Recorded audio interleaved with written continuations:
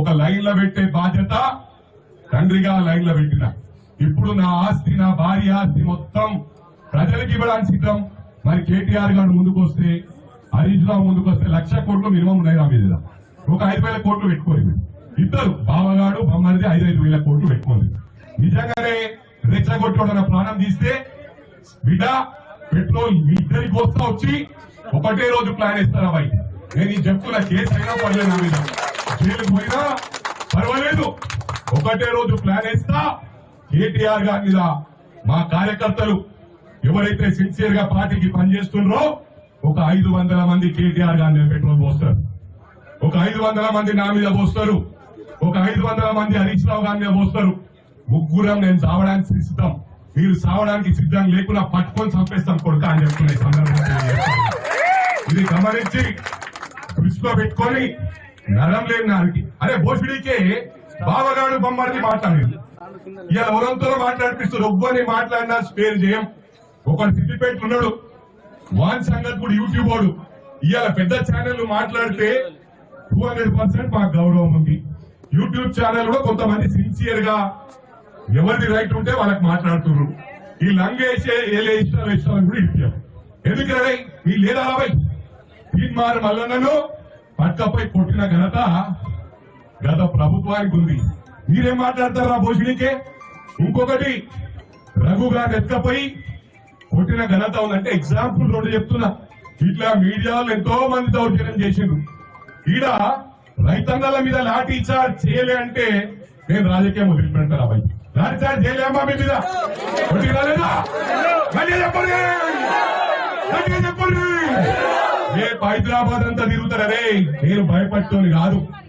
ఏడేడ నష్టం జరిగిందో ఆడ కూడా కుంటలల్లా ఇవాళ నేను చాలా మంది రాజకీయ నాయకులు వెంబడి చూస్తున్నా. ఏ ప్రభుత్వం ఉంటే ఆ ప్రభుత్వంలో ల్యాండ్ గ్రాబర్ నా కొడుకులు ఉంటున్నారు. వీళ్ళే పీదోలకు నష్టం కూర్చుండ్రు. రాజకీయ నాయకులతో ఇన్ఫ్లుయెన్స్ చేసి పర్మిషన్లు ఇప్పించడం. నేను ఒకటే చెప్తున్నా, కేటీఆర్ గారు ఏమంటుండో పర్మిషన్లు ఇచ్చిన వాళ్ళను లోపటేయాలరే. భోషుడికే నువ్వు మున్సిపల్ మినిస్టర్ ఉన్నప్పుడు ఫస్ట్ నిన్ను లోపటేయాలరే. నిన్ను వేసినాక అధికారులను వేయాలి, అధికారులను వేయనాక వేసినాక ల్యాండ్ గ్రాబర్లను వేయాలి. ఇవన్నీ నేను బాధతో చెప్తున్నా. ఏ బీద వాళ్ళకు కూడా ప్రమాణం చేసి చెప్తున్నా, మీకు వ్యతిరేకం కాదు. మిమ్మల్ని మేము కాపాడుకుంటాం. మొన్న ఖమ్మంకు పోయినాం, వాగు పక్కన ఇండ్లున్నాయి. ఆ వాగు పక్కన గోడను ఏడ్చిండ్రు వాళ్ళు. ఏడ్చి దండం పెడతాం, మా గోడలన్నీ కూలిపోయినాయి. ఆ వరదలకు మేము ఇక్కడ ఉండం. పొంగులేటి శ్రీనివాసరెడ్డి అన్నకు, తుమ్మల నాగేశ్వరరావు గారికి, భట్టి విక్రమార్క గారికి చెప్పి మాకు బయట ఎక్కడన్నా స్థలం ఇవ్వమను, డబుల్ బెడ్రూమ్ కట్టి ఇవ్వమని అన్నారు. అంటే ఏదైనా నష్టం జరిగినప్పుడు గుండె మీద చేసుకొని ఆత్మ పరిశీలన చేసుకోవాలి. నేను 24 గంటలు ఫ్లడ్స్ వచ్చినప్పుడు నీళ్ళున్నా కేటీఆర్ గారు మొక్కుబడికి ఆడాడు 5 నిమిషాలు వచ్చి పీకిన్నాడు. నేను 24 గంటలు ఇదే నవరాత్రుల దీక్షలున్నా, ఉపవాసం ఉన్న 9 రోజులు ఉపవాసం ఉంటా. ఉపవాసం ఉండి 24 గంటలు నీళ్ళున్నా. ఆడ చెప్పింది ఏంది? దయచేసి మీరు నాలాల మీద ఉన్నాయి కూలగొడతారా, ఇంకేమైనా చేస్తారా, మాకు తెలియదు, మాకు న్యాయం చేయండి. మళ్ళీ ఇటువంటి పరిస్థితి లేకండి సార్. కొంతమంది డబ్బులున్న వాళ్ళు కూడా చెప్తా ఉన్నా, మేము ఇక్కడ నుంచి ఇల్లు అమ్ముకొని పోతామన్నారు. పోలే. ఆయన కేటీఆర్ని అడిగినా, అన్నా వాళ్లకు మార్కెట్ వాల్యూ ఇద్దాము, మా మల్కాజిల్లా నాలా మీద దాదాపు 300-400 ఇళ్లుంటాయి, వాళ్లకు మార్కెట్ వాల్యూ ఇస్తే సంతోషంగా పోతామంటే ఏడికెళ్ళి దోసుకురావాలన్నాడు. వీడేలంగా కేటీఆర్ గారు అన్నాడు, ఏడికెళ్ళి దోసుకురావాలా, ఏడికెళ్ళి తేవాలి డబ్బులు అన్నాడు. ఆయన నేను ఆలోచించి ఇలా మా కార్పొరేటర్లు కూడా ఉన్నారు, ప్రేమ్ కుమార్ అని. ఆ ప్రేమ్ కుమార్ వచ్చింది ఇక్కడికి. ఆ ప్రేమ్ కుమార్ డివిజన్ లో షిరిడి నగర్ ఘోరమైన పరిస్థితి. వర్షాలు, చిన్న వర్షం 1 గంట సేపు పడితే ఆ షిరిడి నగర్ మునిగిపోతుండే.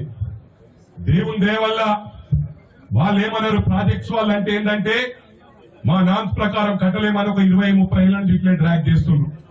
ప్రాజెక్ట్స్ కాకుండా జిహెచ్ఎంసీ మెయింటెనెన్స్ కు తెచ్చిన ఘనత నాకు దొరికింది. ప్రామిస్ చేసి చెప్తా ఉన్నా. తెచ్చి బాక్స్ లైన్ స్టార్ట్ చేసిన రోడ్ల మీదకి వెళ్ళి ఛానల్ ఎవరు ఇల్లు కూడా, ఎందుకంటే వీడు కూల్స్ తీయడు.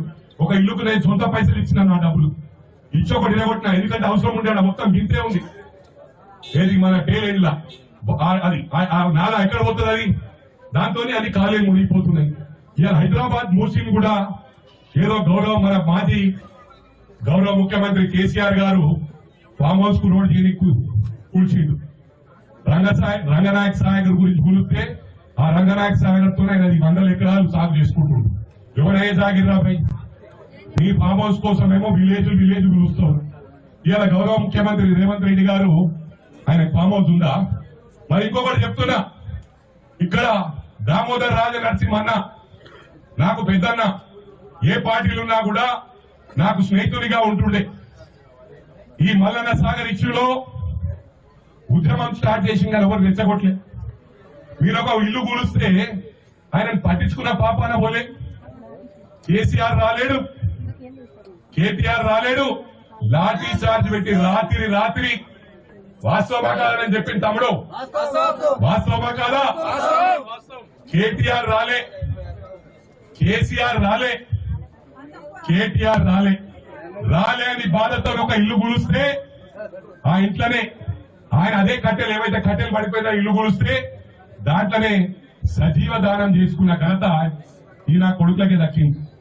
అరే ఇవన్నీ ఇలాంటివి హైదరాబాద్ ప్రజలకు చెప్తా ఉన్నా. ఈ దొంగన కొడుకులు రెచ్చగొడతా ఉన్నారు. ఇవాళ ఎంతమంది ఉన్నారు అంతమంది ధనికులే. నేను కూడా ఇస్తా అన్నా. ఈ ఒక్కొక్క ఎమ్మెల్యే అనుకున్నా, ఒక లీడర్లు అనుకున్నా 25-30 కోట్లు కేసీఆర్ ఇచ్చిండు. ఎవరయ్యా జాగిరని ఇచ్చిండు. మరి డబ్బులు ఏడికెళ్ళి వచ్చినాయో. ఇవాళ వాళ్ళ పార్టీ ఫండ్ కూడా ఎంత ఉంది తెలుసా? 1000 కోట్లు ఉంది పార్టీ ఫండ్. కేసీఆర్ గారి ఇంట్లోకెళ్ళి వచ్చిన ఈ ఫండ్. ఇవాళ బీద ప్రజలకు హెల్ప్ చేయాలంటే నేను బీజేపీ సోదరులకు కూడా చెప్తా ఉన్నా. రాజేంద్ర అన్న అంట